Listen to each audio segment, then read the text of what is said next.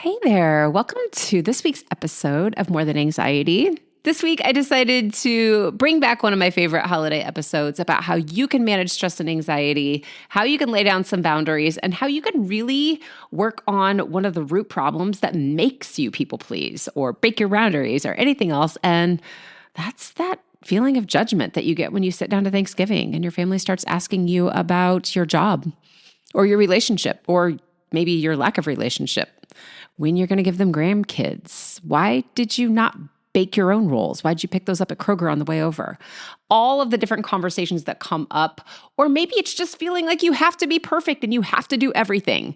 I'm going to hit all of that in this episode. It is so important to help you manage the stress and anxiety and to start setting boundaries around your time and your energy so that you can really love the holiday season, starting this week with Thanksgiving and moving all the way through the new year. And, even when we hit the 4th of July later on, if you're hitting this episode then. So enjoy. And of course, if you want to pick up that holiday peace bundle and you're listening to this when it first airs, it is available until the end of Black Friday for $47. You'll get that Calm Communicator script guide that I've created with 10 go-to phrases to help you shut down awkward, maybe unsolicited advice, and to start feeling really good about your family and your holiday again. Happy holidays. Let's get to it. Welcome to the More Than Anxiety podcast. I'm Megan DeVito, and I'm the life coach for stressed out and anxious women who want more out of life. I'm here to help you create a life you love to live where anxiety isn't holding you back. Get ready for a lighthearted approach to managing anxiety through actionable steps, a lot of truth talk, and inspiration to take action so you walk away feeling confident, calm, and ready to live. Let's get to it. Welcome to holiday season and episode 63. If you live in the United States and you are listening to this in real time, this is your reminder that you need to go put your turkey in the refrigerator to thaw. So just hit pause right now and go do that because sometimes it takes a really long time. But if you're somewhere else in the world, I hope you're having a really great week and getting ready for holiday fun that maybe doesn't include Thanksgiving, but maybe it's Christmas or Hanukkah or Bodhi or Eid or Advent or Las Posadas. There are just so many fun holidays and reasons to celebrate all the way up until and maybe even through New Year's. So whatever you're listening, whenever you're listening, or however you celebrate, I hope you enjoyed this episode because chances are you've probably got some holiday or celebration coming up that might sound really fun or maybe really overwhelming, depending on a lot of factors to you about how you can enjoy the holidays or holiday get-togethers, if that's what you want to do, without anxiety and stress messing up your celebrations. I'm a huge Christmas fan. I think I've mentioned that before, probably back when we were talking about Halloween, which feels like it just happened yesterday, but I like the holidays. I really do. I love Thanksgiving. I love Christmas. I love all of that stuff. And I also get pretty stressed out at the idea of entertaining. I learned some really interesting things this past weekend. I was actually in Indianapolis hanging out with my parents and some of my family. And I was talking to my mom about how she's such a good entertainer. She's one of those people, she's a decorating queen. She does all of this amazing stuff and she does it and she just makes it look so easy. So I just assume that she loves it. She's great at it. And there's no way I can compete with this, right? Like, I think that she is like the hostess with the mostest, and I'm struggling to keep my head above water. So I notice myself getting very stressed out when I think about entertaining, sometimes with the holidays, and then even sometimes showing up to holiday get-togethers like, what if my food sucks because whatever, what if it doesn't look right? Sometimes I get into that judgy space, but I just assume that my mom is super fantastic at parties and hanging out with people and decorating and entertaining because that is always what I've seen her do. And she told me this past weekend, she's like, no, I have some big time social anxiety. And I kind of looked at her like, what? No, I don't even think you know what that means. And she said, no, I get really anxious sometimes socially. I start wondering, is this good enough? Am I doing enough? Is everybody happy? Is everybody having fun? Is this food, is it prepared well and all of that?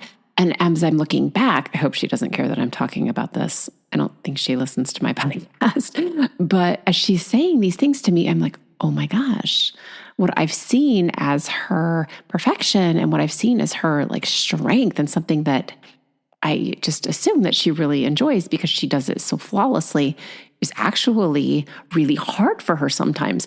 I never knew this about my mom. So, I think that's a really good lead-in for me, just seeing her as this person who has been able to knock off these incredible things year after year, and just assuming that she did it because she loved it. And maybe she did. Part of it was definitely out of love, and that she is very good at it and she does love it. But it does still cause her to feel really anxious and stressed out. And this is really what high functioning anxiety is about. It's about doing those things and thinking, is this good enough? Is this going to be perfect enough? What do people think of me? Did I fail? And I did not realize that was an issue for her. And I feel like maybe I should have paid more attention to that as her daughter, but I am thankful that she's shown me how to be a good entertainer, even though I am definitely not even putting in the effort the way that she does. Maybe that's a good thing that I found out this past week. But if that sounds like you, if people tell you, wow, you are so good at this, you always show up with the best thing and the best ideas and the best food, and it makes you just want to curl into a ball, stick with me, because you're definitely in the right place. There's a lot of pressure and expectations around holiday get-togethers in particular, maybe as opposed to like some random Friday night when you're just going to hang out with your friends and order pizza. So if you're excited about the holidays, but you also have this part of you that just feels like it was over, or you feel like, oh my God, I just don't know if I have it in me this year, let's keep going, because this is what I want to talk about. If you are like me, and you are like, you know what, I don't even know if I want to put the effort in because it might not be good enough. Maybe that also is some high functioning anxiety, or maybe I just learned that I didn't ever have to do it because my mom was so good at it. But thoughts about what you should cook, or how much do I buy? Will people like it? Does anybody have all of these, are there food sensitivities? These are awareness ideas of like planning ideas. So let's just start there. This is where I get the most hung up, because I want to cook food that's going to work for everybody. I have a couple kids who have some food sensitivities, not allergies, but they try to eat with like maybe less gluten or less dairy. And that's great. Like I can make that work because at my house, we mostly eat meat and vegetables anyway. But with Thanksgiving, or maybe with Christmas, or whatever holiday you're celebrating, that might not be as easy. So trying to plan a menu, trying to get people to RSVP, which apparently isn't really a big thing anymore. And I really wish it was, because it's hard to plan to cook for a lot of people, or even a few people, when you don't know how many people are coming. And then when that one random person shows up and they're like, oh yeah, I don't eat gluten, and you've made like glutinous foods, that's really hard. So we want to have this way that we can make everyone feel good, feel welcome, feel included. So we're going to need a little communication there, right? So deciding what to cook, and then how much do you actually buy, so that you have enough, or so that you don't have, too little, whatever. And then deciding if people will like it. Those are some thoughts that might be on your mind. You might also have different ways that you get anxious at the holidays. Like, I have this party, but God, I don't want to be the first one there. There's no way. Like, I'm not going to be the first one there, but I don't want to be late. I don't want to be late to the party, but I definitely don't want to be first. And then I don't want to stay super late, but I also don't want to cut out too early. So these ideas about how do I manage my time to get to the party and be able to leave when I feel good about leaving without cutting out. Maybe while you're at the party, how do I deal with family conflicts? Or how do I deal with arguments that break out? Hopefully no one's talking about politics at your holiday party, but you know what? I think it's kind of a thing. And I wish we could go back to a day and age where we weren't doing those things. But if that's part of what you're worried about, yeah, those are pretty normal worries. We're going to talk about that today. I also am going to talk to you a little bit about my story here in the back there, about how I have some pretty high functioning anxiety just in general, but stressing over trying to make sure everyone is happy. This is a huge thing for me, not just for the holidays. It's like I'm celebrating trying to make everyone happy all year long.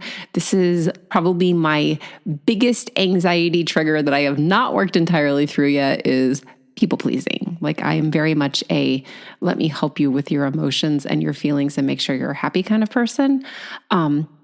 probably less to my detriment than it used to be, but I still definitely absorb everybody's feelings. So if you have somebody at your holiday party that is grieving a loss, or if you have somebody that is, maybe you're in a family where someone's trying to have a baby and someone else shows up pregnant, that's always a sticky situation. And if you're like me and you're maybe a little bit highly sensitive or a lot highly sensitive, you can take on those emotions. So creating those boundaries can be a big deal. We can talk about that.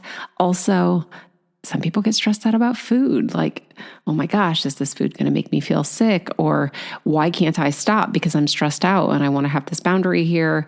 I'm eating too much. I'm overstimulated. I need a break. Let's just get into all of it right now. And let's start with what you think is going to help you. One of the things that we tend to do when we think about the holidays is say, you know what? I don't have to deal with this. I'm just not going. And that's fine. Like if you really don't want to go, you certainly do not have to go. And you can do that without guilt. But if your thought is, I really want to go, but I feel so overwhelmed, you don't have to go there. But one of the things that people do when they start to feel anxious and stressed is run. That's your flight response. So if your thought is, I get too anxious and I'm afraid that I'll freak out or everybody will think things about me when I'm at Christmas. My family thinks I'm weird. My family thinks that whatever you think your family thinks, you might not go, or you might go and isolate yourself. Or you might have this idea of, I'm just going to make an appearance and I'm going to hide in the corner. There's nothing wrong with just making an appearance. If it's also, again, if we go back to, if it's something that you're, I'm not really looking forward to this, but I really feel like I should go because I love these people. And then you just say, I'm going to skip out. But if you want to stay or you wish you could stay, that's different. And then to the point of the food problems, it could be like, oh my gosh, I'm thinking about going and they're going to have all this food and I'm already stressed out. So maybe you stress eat or you stress drink and then you feel awful the next day because your body is just so out of sync that you just go eat and drink some more. So we have these really crazy coping mechanisms that I think like to put on just like their sequin tops and show up at your party. Like, oh, you know what? I don't usually drink, but I'm going to have a couple drinks tonight because all of these people, all of these thoughts, all of this stimulation is really making me feel more anxious. So what we can do is we can either isolate or not go at all. And then we try and eat or drink away. And another thing that we can do that you might see if you're in charge of the party is over planning. So you might over plan to keep away imaginary catastrophes ahead of time. Like, what am I going to do? I'm going to burn this turkey to a crisp. I have no idea what to do. Oh my God, I don't know how to make a turkey. I'm going to plan this to the hilt. Or what if extra people show up and I don't have enough? So I'm going to buy a ton of extra stuff and do all this extra planning. Or how do I keep Uncle Bob away from Aunt Francine? Because if they talk, there's going to be an argument. I don't want that to happen. I'm going to seat them across the room. All of these thoughts that you have that can feel like, why am I doing this? Why do the holidays suck so bad? I hate this. And really, we just want to enjoy the situation of being able to be with people that we love or not be with people that we love and feel really solid about whatever holiday you're celebrating and what that means to you. Okay, so we don't need to avoid, we don't need to overplan. And we just need to have some other coping mechanisms besides, I'm probably talking very fast and I'm tripping over my words. So eating and drinking away all of the chaos and the stress and the anxiety. So instead of doing that, let's talk about what is actually going to help you feel better. So some of the things that we can do to help you get through your holiday get-togethers are the same things that you do to get through every other day of your life. These are things like practicing mindfulness. So in these situations, you might ask yourself, while I'm grabbing this next little plate of really great appetizers that are out, am I full? And just notice, does your body feel full? Or how much have I had to drink? How am I going to feel if I have another drink? Or am I just grabbing another drink because it's keeping me on my feet right now? It's making me feel less anxious. Like, do I need another drink? Have I had enough? Do I feel overstimulated or triggered? And noticing how that feels inside of your body so that you're not just like, I'm so overstimulated, I'm so triggered. Let's get mindful about what that really feels like and what's going on. So when you pay attention to what you're enjoying, you can do more of what you're enjoying. And you can also notice those tiny moves back to feeling maybe off center or a little more anxious, so that you can say, okay, what has to happen so that I feel good now, but also maybe even feel good tomorrow morning when I wake up, so I'm not too full, or it's not like, oh gosh, I have a dairy intolerance and now I feel terrible, or hungover, or whatever else it is. So just being mindful of your own body at the party. Do I feel good? Do I feel anxious? What am I eating? What am I doing? What am I really enjoying right now? Maybe you're enjoying the way the lights look. Maybe you're enjoying just seeing little kids play in the corner, or you're enjoying sitting by yourself and just watching your family have fun. Being mindful of those things and what really feels good is really powerful and important. The next thing that I want you to think about that can help you get through these parties is just setting practical boundaries.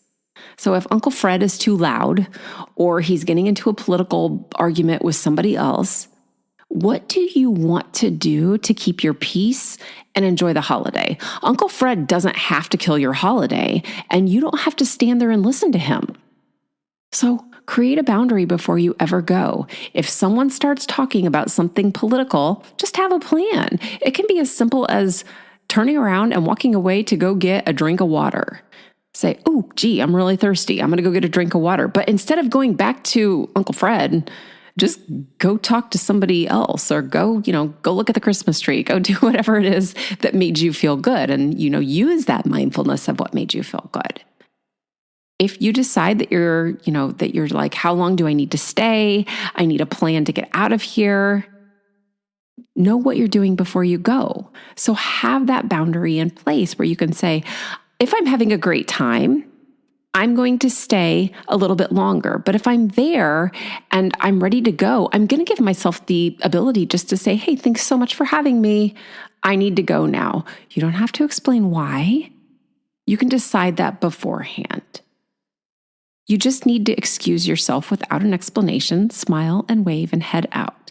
People don't need to know what your plans are, but it does give you the option of having yourself be able to go there, be able to see people, let them know that you care, and jet out when you're like, I'm done. It's okay. I'm at my limit. One of the other things that can really, really help you get ready for whatever holiday you've got coming up is just to take care of yourself now before the celebration starts. Don't wait until an hour or 2 hours before to start saying, oh, I better get my game plan together. Just, think about now. What do you want your holiday to look like? Make sure you're well rested. Make sure that you're following a routine now that helps you stay calm and really feel good about yourself, so that anything that you would do any other day during the year. That might be making sure that you're drinking enough water. It might be making sure that you do yoga or take a walk in the morning. If that's your routine, don't stop just because it's the holiday season. If anything, do it more, because that's what's keeping you grounded the rest of the year. If you wake up and you journal or you meditate, please keep doing that. Just be sure, that you're getting enough sleep, that you're eating food that helps you feel good. And of course, holiday desserts are so good. I am such a fan, guys. It's funny. I have this conscious process where I will say, okay, if I eat this, is this going to be a good offset? Do I really enjoy this enough to say, yeah, I'm going to eat this? Or am I saving up for dessert? And 9 times out of 10, I'm saving up for dessert. So I have some really healthy food swaps that help me feel like I'm not overeating, that I'm getting the nutrition I need, that still make sure that I get desserts. And this is just a really great mindset shift that I've practiced for years and years now. It's helped me to stay at a healthy weight, to not feel ridiculously nasty full, or to feel like, oh my gosh, why did I eat all of that? I love it. I can teach you how to do that. Anyway, that is a really important thing. Just be mindful of the food that you're eating, and that you're eating food that's healthy to keep you, first of all, keep your immune system up, to keep your stress levels down, and to feel like you've got a sense of control over that. Another huge thing, just please be sure that you are sleeping enough. I know there's parties. I know there's a ton to do, but sleeping and eating that food together is so important. It's that balancing act of how are we taking care of our bodies, even when there's not crazy things going on. If it's the middle of August or the middle of May, you're doing those things to take care of yourself. Don't quit when the stress is up. Actually do it more. Okay? You don't have to skip desserts. You don't have to skip the fun. You don't have to skip the parties, but you have to be mindful of what you're doing in the meantime. So start taking care of yourself now. I know for me personally that food always plays a huge role in how I feel, like before and after get-togethers. I know that the time leading up to the party is going to cause me a lot of stress. And then once I get there, I almost always have a really great time, and I'm so glad that I went. And when there's a time where I've hit my boundary or I've hit my limit, I definitely just thank the person having the party and I head out with no shame. There are particular situations that are incredibly annoying and really far past what I want to deal with. So when those times happen, peace out. I graciously go, and you can do this too. I do it. I will teach you how to do it. So what about more specific challenges that might happen? If you tend to be socially anxious, and you are wondering what the people at the party are thinking about you, or they wonder about what you're wearing, or they wonder about who you're with, whatever it is, whatever's going on that you fear in that social situation, and you become anxious or even feel like you're going to panic, same rules apply. You can create a plan before you go on when you're going to arrive and when you're going to leave. You can practice those techniques, those relaxation techniques, and you can take care of your body before so that you've got those things on lock. I would really encourage you, just like I do with all of my coaching clients, to practice grounding techniques when you feel good. Don't wait until you get to the party to be like, oh crap, how was I going to ground myself again? You have to know it. Your brain has to know it. Your body has to know it. It has to be familiar. So if you are to the point where you've stretched yourself and you're like, no, I'm going to do this brave thing. I'm going to go to this party, even though I feel incredibly socially anxious. First of all, I am cheering for you big time for taking that step, because I know it can be very scary and threatening. And that is exactly the way I teach my coaching clients to stop feeling anxious over the things they want to do. I say, we're going to do it anyway, and we're going to give ourselves an out, and we're going to know how to be grounded. This is like coaching 101 with me. Calm your body, do the thing, and work into the thoughts like, I am safe, I am here, I can leave anytime, I trust myself, all of those things. But please practice these things beforehand. So if the idea of going to the party is way too much for you to even consider right now, I get it. If you've been struggling to connect with other people and really to enjoy parties or any other social situations, don't let another day go by without helping yourself so that you can really enjoy the holidays and your life. Maybe your holiday gift to yourself this year is just asking for help. Maybe it's telling somebody, you know what, I really wanted to do the holidays big time this year, and I don't feel like I can do it. I need help. There is no shame. What an incredible gift that you can give yourself for whatever you're celebrating, to find a way to stop feeling so anxious about whatever it is that's keeping you from that fun. And even now, between Thanksgiving, American Thanksgiving, and whatever holiday you're celebrating, maybe you have enough time to get a jump on that already. If you're ready to do that, like if you're like, look, Megan, it's already the middle to the end of November and Hanukkah is coming, I need to get going, let's get started. Let's get started, because I have clients who see a change in how they're feeling and what they can do in 2 to 3 weeks. No, they're not 100% in 2 to 3 weeks, but yes, they are absolutely feeling so much better in 2 to 3 weeks. Get on it now if you are listening in real time. If you're not, let's get ready for the next holiday or the next event or the next vacation. So if I am working with somebody who has high functioning anxiety, it's a little bit than people who have more of the disordered anxiety, whether it's social anxiety, health anxiety, but we do the same things. Their focus is different on what they're fearing, because maybe the high functioning people are more perfection oriented, they're more action oriented, they're inside, they're crumbling and they feel incredibly anxious, whereas maybe people who are more chronically anxious are not going or not engaging or just avoiding the things that that they want to do altogether. That's okay. We can deal with both of those things. I'm going to teach you how to calm your body down using grounding techniques that you probably already know. We're going to create a routine so that you can practice them when you feel good. Just like I just mentioned, don't wait till you get to the party. You have to practice the grounding techniques before you get there. I want them to be a habit. I want it to be as simple as picking up a pencil and writing your name on a piece of paper. So we're going to create these routines and these habits for you that just become part of your daily life. You're going to learn to calm your body down first. You're going to learn exactly what stress and anxiety feel like so you know when you're out at a party or when you're out celebrating, oh, I know this feeling. I know exactly what I need to do. And you drop into that habit that we created. And then we can start saying, okay, am I safe? What do I think is going on that I know is actually true? And how much of this is just my anxious brain telling me all the things to make me run out the back door and never come back to another holiday party again? That's what I can offer you. You guys can talk with me this week, but you have to schedule time to do it because, first of all, I don't know who's listening to this podcast.